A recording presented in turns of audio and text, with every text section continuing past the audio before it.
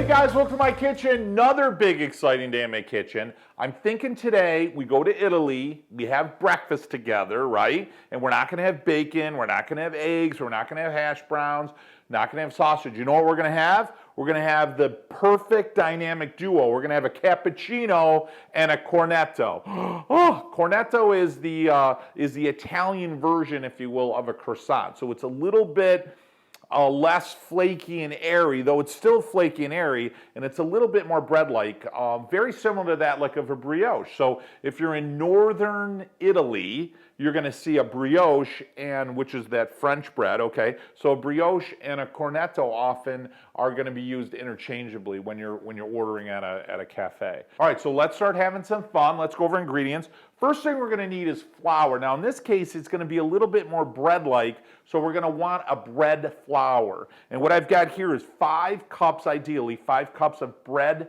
flour, unenriched, unbleached. We're actually going to use 4.5 cups in the dough, and we're going to save half of a cup of flour for dusting when we're rolling it out. Next, you're going to need brown sugar. So we're going to use a half of a cup of brown sugar to sweeten the dough. Brown sugar is basically regular sugar with molasses. So it's deeper and it's richer, and it's going to give you a much more velvety flavor. We want 1 teaspoon of vanilla. Oh, the aroma of vanilla, so delicious. We're going to use 1 teaspoon of salt. So today we've got pink Himalayan, right? It's earthy, briny, sexy. Pink is sexy. And it always seems funny when you add salt to something that's sweet, but actually salt enhances the sweetness a little bit. We've got 2 tablespoons of honey. Oh, I love honey. It always makes me think of the nougat, Torrone, that candy, which I love. We've got 4 teaspoons of active yeast, so quick active yeast. Next, you're going to need 1 cup of whole milk warm. Not hot, but we're going to activate the yeast in that. 2 whole eggs, range-free eggs would be ideal, most flavorful. And to be clear on the 2 eggs, 1 egg we're going to use for the dough, 1 egg we're going to use for the egg wash. You're going to need a lemone. Oh, lemons. I love the smell of lemons. Now, traditionally in Italy, they're going to use the zest of a lemon, or they're going to use the zest of an orange. I've seen some of the bakers actually use both. Today, we're going to use the zest of 1 medium-sized lemon, which is going to be great. It doesn't add liquid to the dough. It adds the oils, the essence of the lemon. Oh, it's a beautiful way to inject flavor without liquid. Next, we got to add that pastry airiness, that layering, and we're going to use butter. So I've got 1 pound of butter. Now this is unsalted butter. So if you're going to use salted butter, don't add salt if you can't get unsalted butter.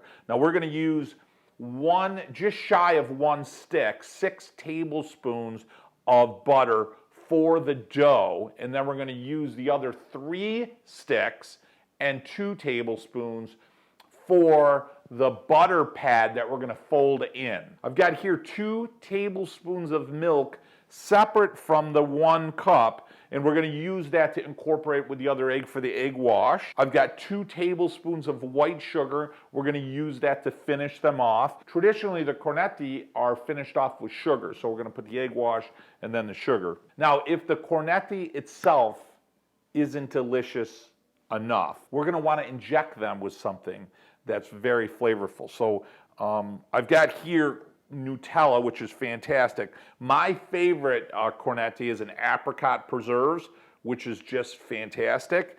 The other one that's just unbelievable, and you'll see this often with brioche, is a raspberry preserve. Anything you put in there is pretty much good, I'm just going to tell you, all right? Last but not least is olive oil. Now, extra virgin olive oil doesn't go in this recipe, okay? But if it did, you'd certainly want something Italian, earthy, peppery, grassy. I'm thinking Puglia, Italy, because that's where the best olive oil comes from. Where would I go? Oh, I know, Vito and Joe's. So guys, anyone new to our channel, we have a farm in Italy. It's just above the heel in Puglia, and we actually co-op with a whole group of farms to bring you some of the best extra virgin Italian olive oil you're ever gonna have. I named the company after my 2 sons, Vito and Joe, and you guys can hit the link above or below. You can go to my website, Cooking Italian with Joe or my Facebook page and just click buy it now, and we will literally drop ship you a bottle or a few bottles right to your front doorstep. I like to think of it as taking a trip to Italy right in a bottle. Guys, to get started, first thing we want to do is we want to activate the yeast. So I've got the warm milk. I'm going to take a fork, I'm going to take my yeast, I'm going to dump it right in there, and I'm going to give it a slight stir. And we want this to activate, but we want to feed the yeast. So what you're going to see traditionally that is used is honey. And why? Because a lot of farms didn't have sugar cane, they had honey to sweeten. So I'm going to add my 2 tablespoons of honey into my milk. So it's going to sweeten the milk, and it's going to give some sugars, which the yeast are going to love. Okay, my yeast, can you hear them? Can you hear them right in there? So this is going to start rocking. I'm going to set this aside for 5 or 10 minutes. So here's my 5 cups of flour. I'm going to pull out a half of a cup of flour for my dusting and put this off to the side. And with my remaining 4.5 cups, I'm going to mix some of my dry ingredients. So I've got my sexy salt, my brown sugar, half of a cup. So I'm going to give that a really good stir in the flour, get it mixed up as best as I can. Next, I'm going to cube up my butter. Now my butter is just a little bit cooler than room temperature, but I want to get it ready to mix in the dough. So I'm going to cut it in half. This is the 6 tablespoons now. Now we're going to start making our dough. So a couple of points. One, I have found that when I do the videos with you guys and I wear a white shirt with flour, it's perfect because you don't see all the flour kicking up on my shirt. Number 2, I'm going to do old school. I'm going to create the volcano, the well, if you will, and mix it up. And I'll tell you why. You could certainly use a blender with a dough hook. I think that's great. You can also use a food processor.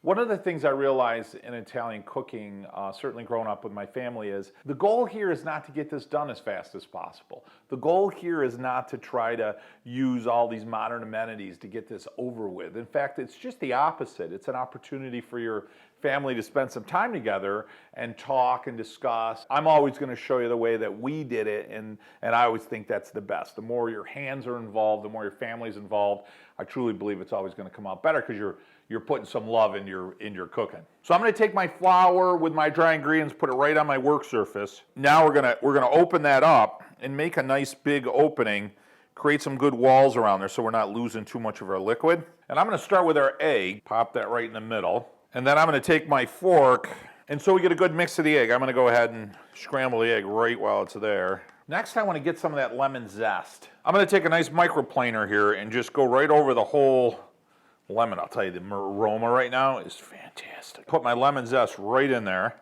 Next, I'm going to take my vanilla, mix that right in. Now we've got our milk with yeast, so I'm going to add just about 1/3 of it. And then what you're going to do is just take some of the flour and just thicken it up a little bit. And you see how it's starting to thicken? Now I'm going to take a little bit more of my liquid and just pull in a little bit more of the flour. Put the rest of your cup. Now I've got all my ingredients except my butter, and I want to get this a little bit thicker before I add my butter.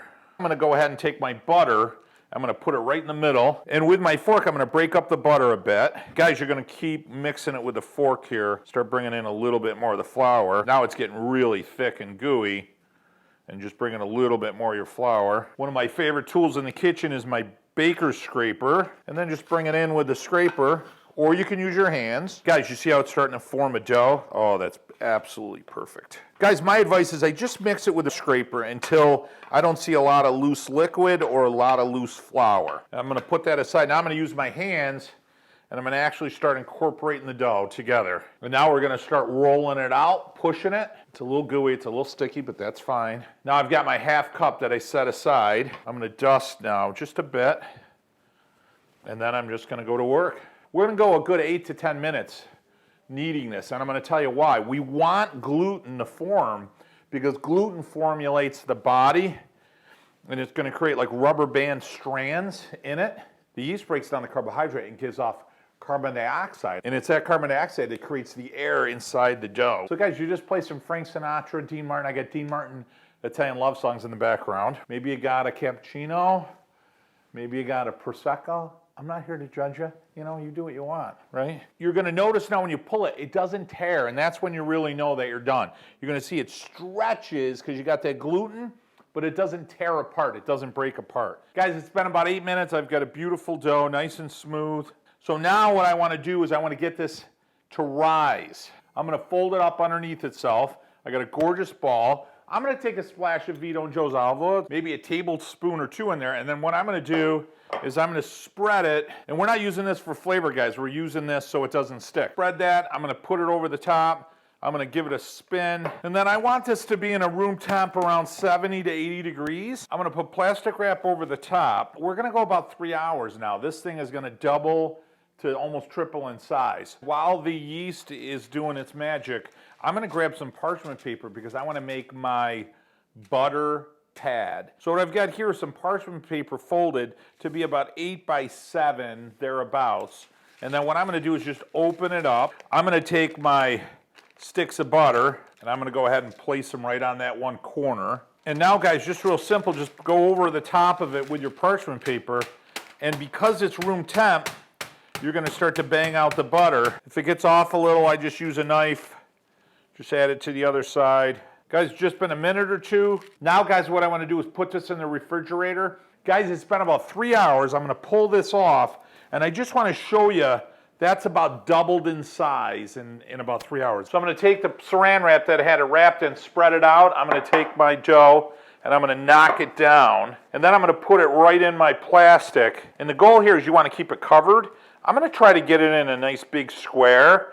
That way when it cools, it's easier to spread. And then I'm gonna wrap it right up, cover it right up in my plastic. Now I wanna chill this dough down, so I'm gonna put it in the refrigerator. Guys, it's been over 3 hours and my dough is chilled. And now I've got some of my flour left over for dusting, so I'm gonna do just a light surface dust. I'm gonna do a light dusting over the top. Guys, I'm looking for about a 15 by 7, so I'm about 7 inches wide already, but I need to make this longer, so I'm gonna turn it this way. Okay, I got my 15 by 7 plus. And now I'm gonna grab my butter pad out of the refrigerator. Now my dough is chilled and my butter's chilled. So I'm gonna throw it right on the top of that dough, the top half of the dough. I'm not a big fan of throwing it in half hour, put it in back, throw it in. If you do it this way and you do it relatively quickly with everything being cool on a nice cool surface, this should go really well for us. So now I'm just gonna do that simple fold. I'm gonna come over the top of the butter and just pinch the sides. Okay, so I've got one layer of dough, with a nice big slab of butter right in the middle. Try not to handle it too much with your hands because you want to keep everything nice and cool. Guys, now that the butter's folded in, I'm gonna take this, I'm gonna take my roller, and I'm gonna, right from the middle, push it out. And I'm trying to go about 24 inches long, so a little bit longer than my rolling pin, and keeping it around 8 inches. Easiest way to do it, just go from the middle out. Guys, real easy here. Now we're gonna go in about 2/3. It doesn't have to be exact. The reason you wanna go in about 2/3 is you're trying to keep this a certain size. Again, do a quick dusting. I'm gonna flip it, and my goal here is I wanna go 24 long and keep it around 8 inches wide. Easiest way to do it, just go from the middle, pull it forward. Guys, the next step is now we're just gonna fold that right in half. And then basically we want to repeat that one more time, and we're good to go. So this last one I'm going for 24 inches by about 8 inches, and it'll be my last, essentially my last turn. And now, guys, we're going to do a third and a third. So just bring it in like this, about a third of the way, just like you're folding up a letter to go in an envelope. That is perfect. I'm going to give it one dusting. So that's our final and what they call simple turn. I'm gonna get it out to about half the length that I want at this point, and then I wanna put it in the refrigerator. So guys, now I'm gonna take a baking pan, I'm gonna take my piece of parchment, just center it, fold it underneath, put it in the refrigerator for about 30 minutes because I want all those layers of fat, of butter, to get nice and firm before I roll it out one more time. Guys, it's been about 40 minutes. I'm gonna pull that off, dust my surface, bring it out. Traditionally, the back half of the triangle, this part of the triangle is around 4 inches to be a classic Cornetti. So guys, I find the easiest way to do this is I'm gonna cut this in half and I'm gonna roll it out into two 20-inch long sections that are about 8 inches wide. That way I'll get 5 triangles on each side, which I'll show you, and then I'm going to roll out the other ones. In total, I'll get about 20 Cornetti or 20 triangles out of this dough. So I'm gonna go ahead and cut this right down the middle. So without handling it too much, I wanna show you what that looks like. You guys see the layers of butter between the flour? That's what's gonna give you that puff, that flakiness. I mean, this just came out perfect. So I'm gonna put one of these in the refrigerator while I roll this one out. Okay, so a couple of tips to make this go great. I wanna get my oven up to 425 degrees. You gotta hit that red button. You're gonna subscribe to my channel. When you do, it really means the world to me when you subscribe to our channel. Hey, it makes you part of the family, you know? And as far as the olive oil goes, I'm sure you already clicked the link. All right, so let me put this in the fridge. We'll get rolling. Guys, the easiest thing I find to do is just square off your edge and then just make little marks along the way at you're around 4 inches. And then real simple, guys, you're gonna come across. There's your 1, there's your 2. And then I'm just gonna take my chef knife, and then I've got my perfect shaped Cornetti.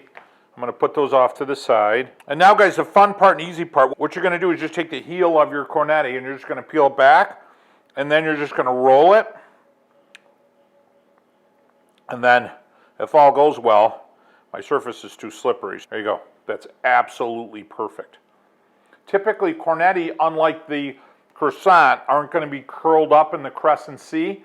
They're gonna be a little bit more of a roll, traditionally, just like that. I'm gonna take my sheet with my parchment. I wanna do my final rise of my Cornetti. So I'm just gonna bring them across, make a little bit of a C shape, nothing huge. Okay, I've got 20 Cornetti ready to go, guys. Now I wanna give them a first brushing of my egg wash. So I'm gonna take those 2 tablespoons of milk, a whole egg, give it a really good scramble. And you guys are gonna use this 2 times. So first, just as these are starting to proof one more time, I'm gonna give them a really good brushing. Take your time when you do this because this is gonna give it that beautiful golden crisp. I'm gonna let the sugar and the yeast do their magic. I'll talk to you guys in a couple hours. Hey guys, it's been about 2 hours. Everything looks great. We've had that last proof. Everything's about 25, 30% bigger. Now we need to put in our last egg wash and sprinkle a little bit of deliciousness on top. So I've got that egg wash. I'm gonna hit them one more time. Now I'm gonna take that sugar and I'm gonna do a nice light sprinkle right over each one. Oh, you can almost taste them, can't you? Now it's time to bake. I've got the oven at 475. I'm gonna put both of these in for about 6 minutes at 475. Then after that, I'm gonna check them, maybe turn them if necessary to make sure everything's cooking equally. And then I'm gonna lower the oven down to 375. I'm gonna go about 12, maybe to 15 minutes. My best advice on this is to check them every 4 to 5 minutes to make sure that everything's cooking evenly. I'm gonna talk to you guys in about 20, 25 minutes. Hey guys, I'll tell you the aroma in here. I'm telling you right now, there's nothing better than a warm, kind of gooey, tender dough of a cornetto. Oh man, that's gonna be good. Guys, what I put in here is Nutella. So real simple, what you can do is, traditionally they're gonna come right in the top. So you're just gonna take this, come in right through the side here, and then you're gonna give it a squeeze of the Nutella. I like to just leave a little bit of a smudge off the top. That way you know what's inside there. Next, guys, we're gonna do some apricot. That's my favorite. Guys, always my favorite time here. So let me just open that puppy up. You guys ready? This thing's so pretty warm. You're just gonna see how beautiful. You ready, guys? Open up. There it is right there. I wish I could do it for you. Smell-o-vision, taste-o-vision. You guys know it's my favorite time. Oh, I could smell the butter. Obviously the apricot. Oh, the sugar, the brown sugar is just classic. It's just the egg, the flour, and then you could smell that caramelized sugar right on the top.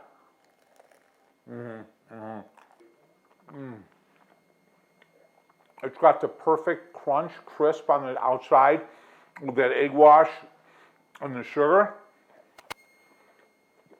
It's flaky, it's doughy, it's warm, it's so soft, and it's butter, it's sugar. I feel like I'm sitting in Italy looking at the Adriatic Sea with a cappuccino right in my left hand. Hey guys, thanks so much for joining me in my kitchen today. Remember, hit that red subscribe button, make you part of the family. Hit the link above or below, grab yourself a bottle of Vito and Joe's Italian extra virgin olive oil. We'll drop ship it right to your house. I call it a trip to Italy right in a bottle. And guys, remember, my most important tip always at the end of our videos is, a couple times a month, get around the table, spend time with your family, celebrate your heritage, and most important, guys, Set some traditions that'll last you a lifetime. Here's a great tradition right here. Make those every month, right, for breakfast. I know they did for me, guys. Hey, from my kitchen to yours, until next week, mwah, bon appetito.